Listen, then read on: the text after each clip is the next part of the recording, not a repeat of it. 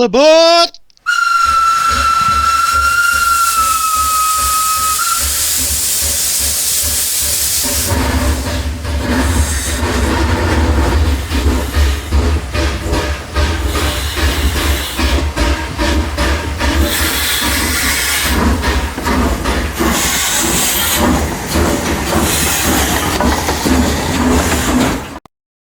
Well, hello there. Here we are with this longer than usual production. And this one, it's going to be a GP-9 of the Athearn blue box variety. And it came in a job lot of locals for 40 quid. It worked out that each one was about a £5.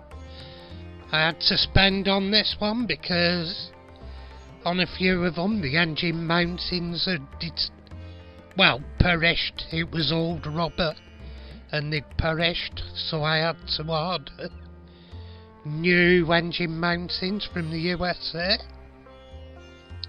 So anyway, here's what we're starting with. Somebody had weathered it before and it didn't look all that good.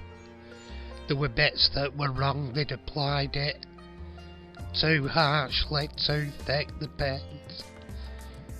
Like, you've got to be gentle applying it in a lot of cases with weathering. Anyway, first things first, I removed the body because I'm going to be basically giving it a little bit of a service. They never need a lot, these Athearn blue boxes. They're good, sound, basic, simple engineering. Built over good, if anything. Built to last, they sturdy, You can't fault them. I wish modern armies were built like these. Well, I wish modern locals were built like these, full stop. I don't think Athearn build them as good as they used to. It's just great, terrific, simple engineering, built to last. And here I'm just doing a bit of wet and dry and go over like a commutator in it. Yeah. And a brush with some oil on, do some lubrication. All the bits and bobs, drive shafts, etc. Just add bits of oil on in all the areas where it's free running. And there we go, a bit more in there. And a bit more, I put some in the gearboxes. A little bit, let it whir round. It'll be spread around, and you only need a bit on one gear. And then with it rotating, it'll move to others. And there we have the lights working as well. So happy days. And first things first, on the body, I give it my normal washing black oil paint. Dab it on all over.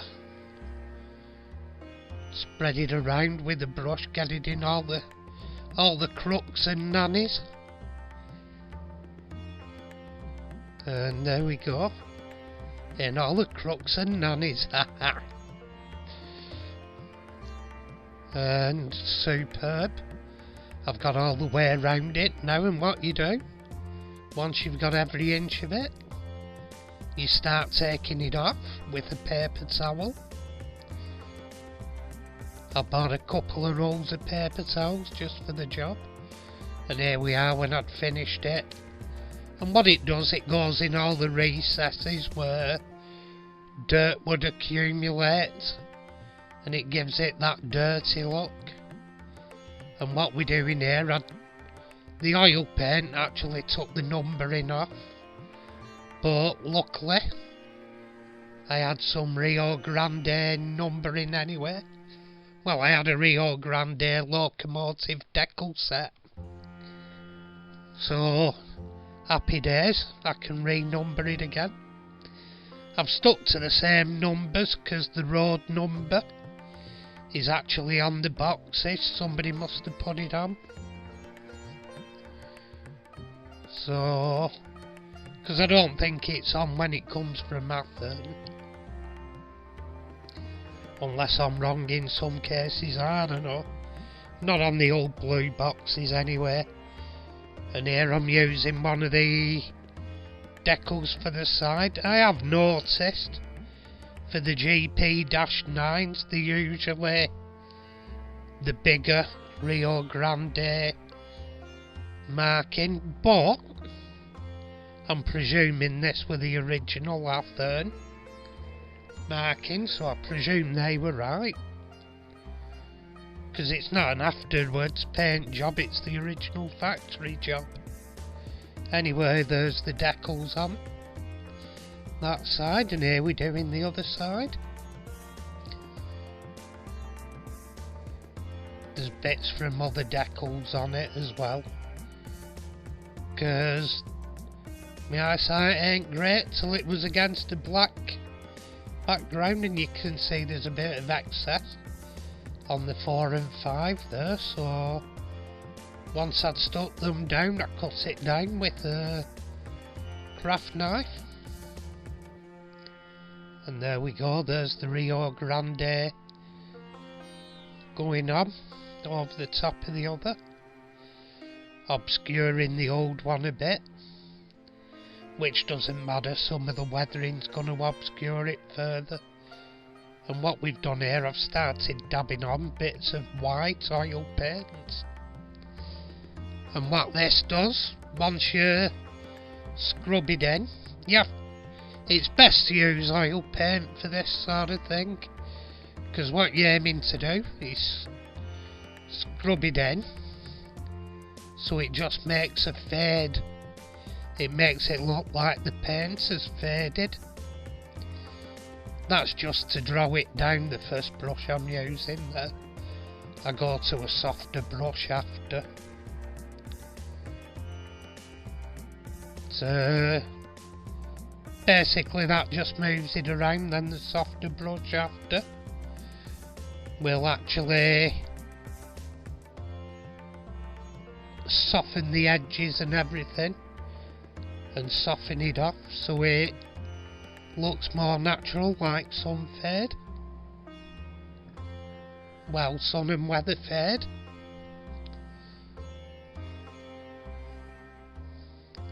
A soft brush does indeed pay dividends.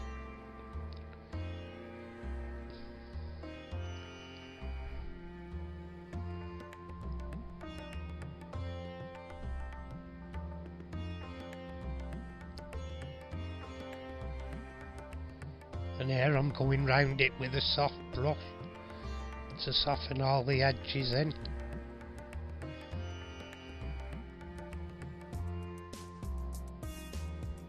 You can see just knocking around. You have to pay attention to where weather would take it down. Like water and stuff, it'd go down vertical down the sides. But here we are after the white's been done, to make it look like faded paint,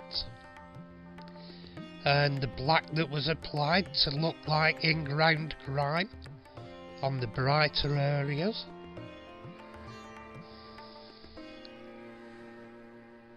Brighter areas and places where you couldn't get in to clean.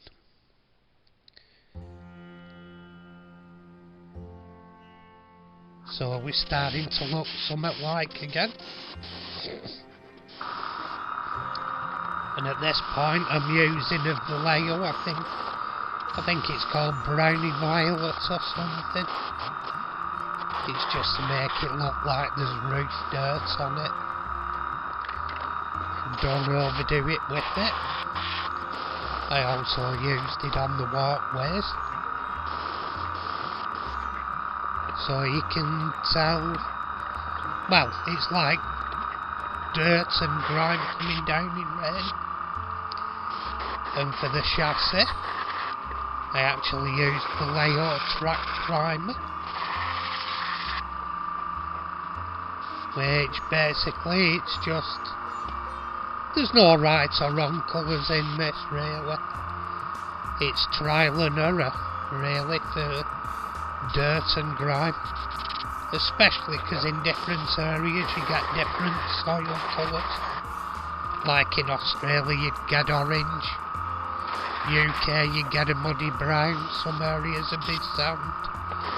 It depends on area, a lot of it.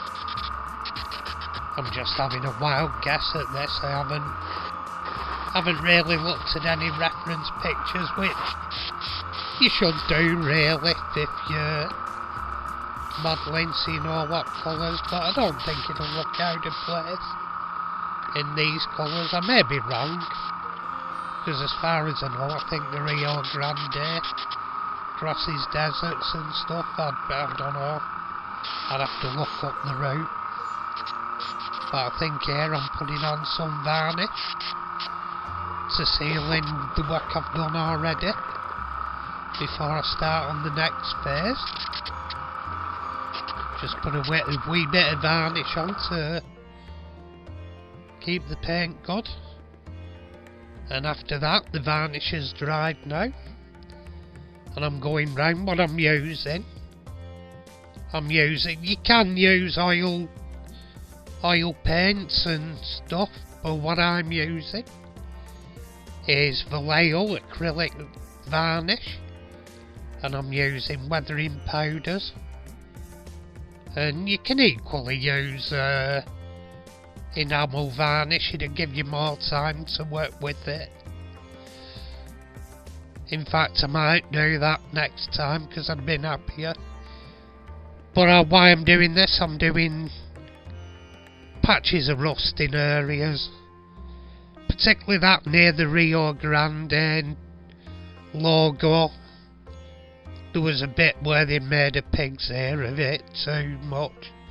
I tried rubbing it off, damaged the lettering and stuff and worn down, so I made it look like there's been a fire in that area or whatever. It's not too far away from the exhaust, so it's a possibility. And you can see you can tone it back, tone it up, down, depending what you want with the powders. Just because I was using acrylic, I had to do it faster, which with hindsight I'd have preferred using enamels. Give myself more time to work, and you can go in with thinners and take it off again, and acrylics are harder to work with for this sort of thing. Well, I say that, sometimes it's a bonus, but if you want time to work, it's negative using acrylics, because they don't really give you that time. Enamels, but there's bits on here where I've been doing the weathering, dripping down as it would. The acrylics have been a pain and oils would have made it better. But anyway, you can see the idea. It's only posting to give folks the idea.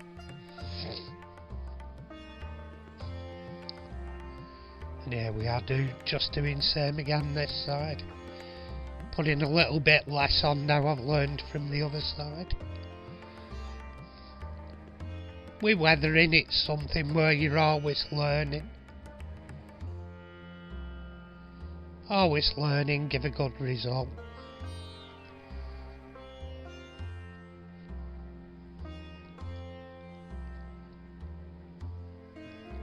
But if I do say so myself, it's looking better than the version before. See, it's what I'm doing here, I'm using Tamiya weathering powder to go off. They'd used paint before and it was far too harsh. Just really needs a dusting of powder.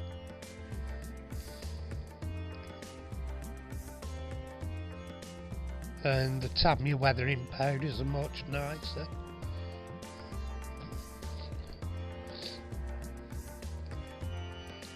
No harm in using Humbrol either, Humbrol are good. But you have to watch you don't overdo it with Humbrol. Some of the colours. And here I'm going back in to some of the recesses. I'm going back in with Vallejo black wash.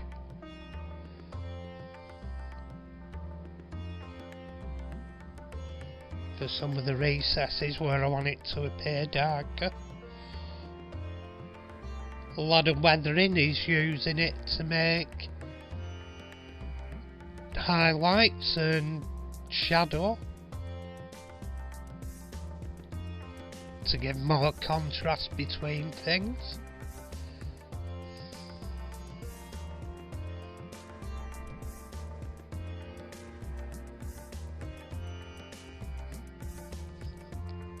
And it is a good effect on putting wash on the bogies.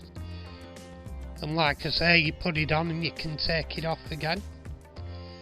I used a big soft brush to take it off again, brushing it downwards.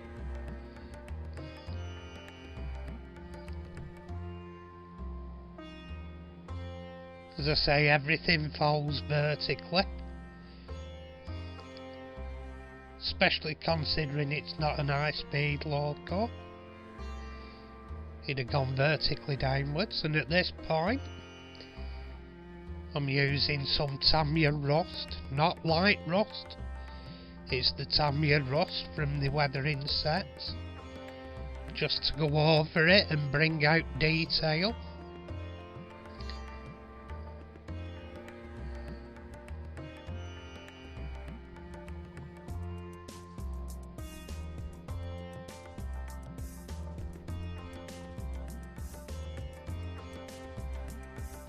And when he does this, I'm using it to put a highlight on it, but at the same time the highlight looks like dirt.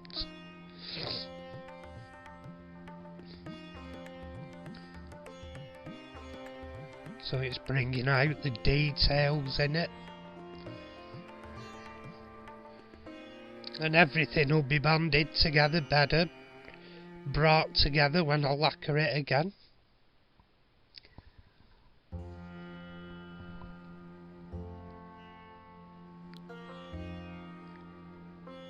And I spray the lacquer, and what it does, the lacquer, it holds in all your work and the weathering powders. It will knock it back a bit, but it'll also hold all the weathering in.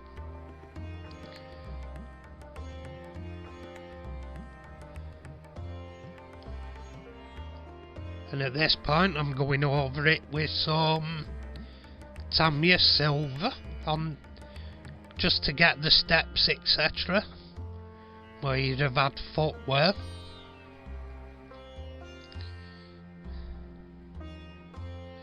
There's some steps on the bogie there where they'd steps on, I guess.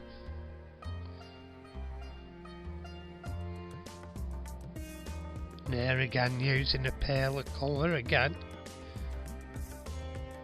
to accentuate some highlights and bring detail out on the model.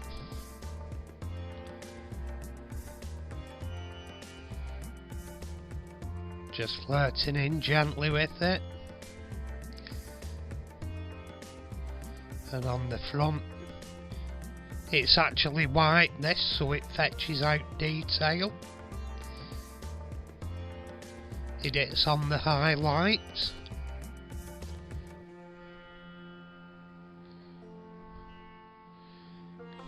Rather it hits on any eye surfaces and brings out highlights. And at this point I'm just dabbing in bits of silver on the end of the MU lines.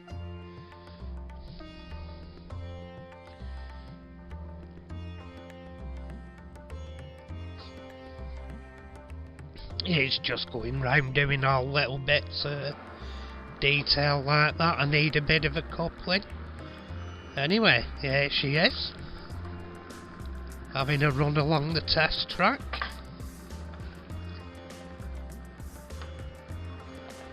Back again.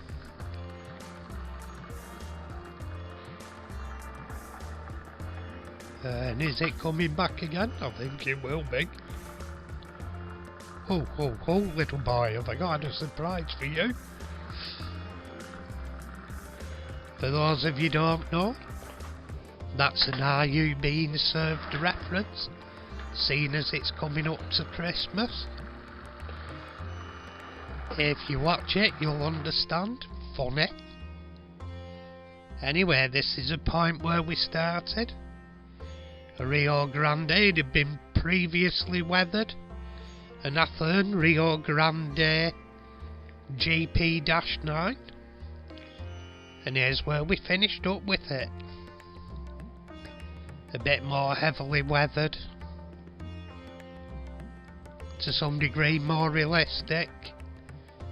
There's bits I'd have liked to be a bit nicer, but it'll do. I don't think it'll look good on a layout. And, well, looks good anyway. But I'm happy with it, considering it came as a scrap loco. And now it's weathered, redone, it's got engine mountings in it. Serviced it, and it's good to go again. Looking good. Anyway, all I'll say now is, to all my subscribers, thank you very much for subscribing. If you haven't, why the hell not? It's free. And be wonderful to have you along. And as we say in Lancashire, you know it makes sense, and here we go. Tatty pie, everybody. Tatty pie. And also, take care out there.